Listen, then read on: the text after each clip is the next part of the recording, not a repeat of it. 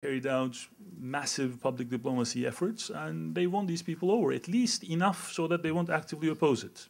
I don't think any enlargement was popular at each member state, but at least it should be possible to convince the folks. So, I'll report back in a year's time. If I still haven't convinced them, I'm either not making a good case or they are beyond redemption.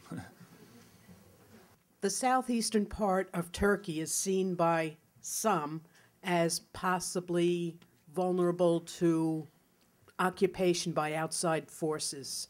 And I was wondering if that is a perception that's seen within Turkey, and is that part of the hesitation of the EU for accepting Turkey into the EU? What outside forces would we be talking about? Other countries? Like Kurds? No, southeastern Turkey being invaded by other countries. Iraq. Okay. And the U.S. is known to do things like that. There is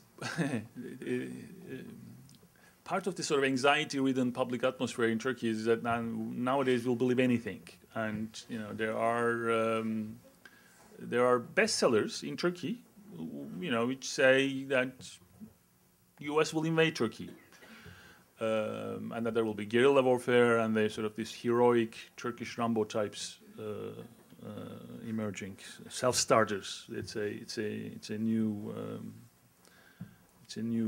popular image. Frankly, I don't think there is any risk of anyone invading southeastern Turkey. I think there are serious risks, though. If we don't manage to win the hearts and minds of our Kurdish friends, and right now we certainly haven't done that, we have a problem. Kurdish nationalism is strong, is articulate, is organized. Unfortunately, too trigger-happy, essentially in its mainstream. And I glossed over this as well. When these more slapped and frequently children were reforming themselves, Islamists found a way out. Kurdish nationalists didn't. They're still spinning their wheels and still have an allegiance towards a terrible person. Öcalan, for those of you who are not familiar with this cast of characters, is the leader of the PKK, the Kurdish nationalist organization that practiced armed propaganda. Human Rights Watch thinks that he's a criminal against humanity, and a lot of Kurds think that he's a national hero. And the fact that he has offered his unconditional cooperation to the Turkish state when he was captured through some miraculous twists haven't dissuaded the Kurds that he's a hero. So I'm still waiting for some smart Kurdish politician who may or may not be a Kurdish nationalist, but at least would put uncategorical distance to violence and will advocate for Kurdish rights. That person, unfortunately, is not in the horizon. So, and with, Iraq being destined to de facto or de jure partition, and with the political leadership of Kurds in Iraq not necessarily being on the minimalist side,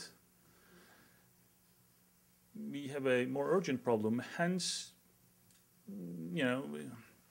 for Kurds in southeastern Turkey, not even Diyarbakir, further east, Ankara looks far away, but Brussels looks very, very far away. And Erbil in Iraqi Kurdistan looks very close. So, I guess if one needs to find a minimum silver lining in all this, is that we are trying to keep Brussels still on the table, so that it doesn't become a more stark choice for them.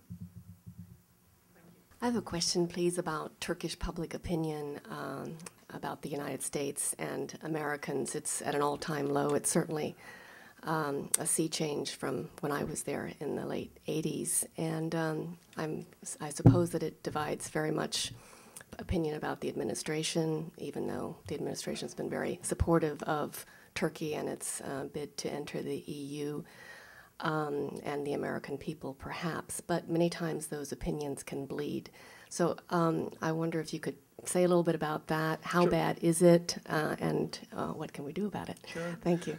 I'm glad you were there in the 80s because we sometimes even we forget that this current mood is not the we are not condemned to it for life. More recently, in 1999, Clinton spent a week, I wish a year, a week in Turkey and just simply mesmerized everyone. He could have run for any office and would beat anyone. I'm serious. You don't want him? We'll take him. But that's like ancient history now. It's yes, U.S. supports Turkey's EU bid, and it's useful. It was very useful in the 90s. I mean, really, without the US, we wouldn't have gotten this candidate status in December 1999 in Helsinki. But a much more stark fact that Turks and Kurds cannot not know is Iraq. I mean, again, a number of people are here in this room who worked to make sure that Turkey didn't participate in this war. It turned out to be the right decision.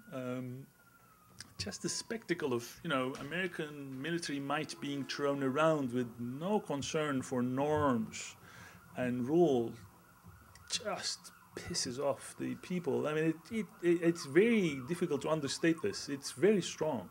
And add to this the stuff about PKK being able to work out of the north of Iraq. It's I think your German Marshall Fund has done this survey, and then BBC did this another survey as well. We're among the most anti-American of people around the world. I mean, it worries me and us. My only solace is that I think this is not irreversible. You asked what you could do. Well, you can get a new president.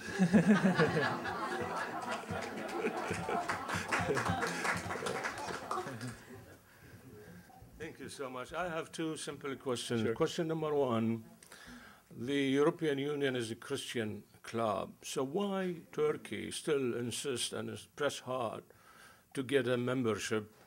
And we know that Turkey didn't invade England, but the Turks were received at that time in the 16th century with fear, suspicion, as a military power, tough people, invading people, invaders.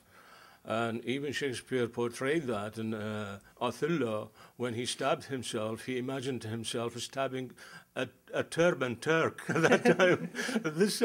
Do you think that Turkey needs more to clear the fog of this image, which I think still now Turkey has to do more to clarify this is stereotyping, which is based, actually it is baseless.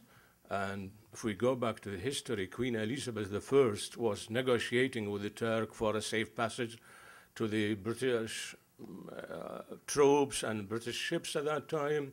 And she used this argument that we and Muslims worship one God, and each one of us has a prophet, and we both reject idolatry. Question number two, do you think that Turkey has a commitment towards the Turkish community in Iraq, namely the Turkmen, who are under daily threat? They are killed in Kirkuk and even in Baghdad, in Al-Adamiyah. Thank you so much. Thank you. Let's hope EU is not a Christian club, or at least that's not a foregone conclusion. I think there is still, there was the debate to make a reference to Christianity in the Constitution, and it was defeated. They say our friends